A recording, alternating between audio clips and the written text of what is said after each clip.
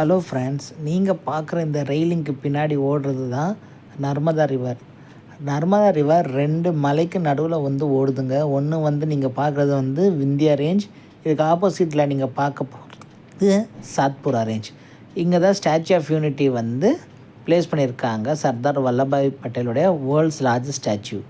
So இங்கே Ekta cruise வந்து ஒரு 4 கிலோமீட்டர் ஆஃப் போட் ரைட் நம்ம பார்க்க போகிறோம். அதுதான் மெயின் அட்ராக்ஷன் இங்கே.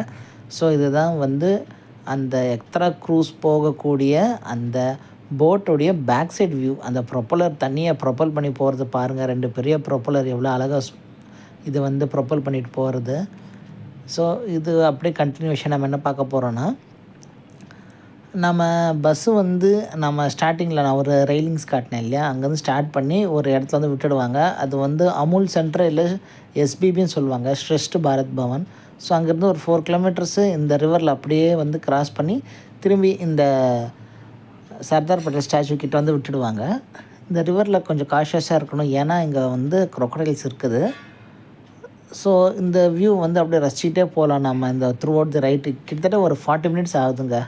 நல்லா பொறுமையாக தான் போகிறாங்க, நல்லா ரசிச்சுட்டு போகலாம். இந்த போட்டில் வந்து ததும்புறது அந்த பிரச்சனை இல்லை, ரொம்ப ஸ்டெடியாக இருக்குது.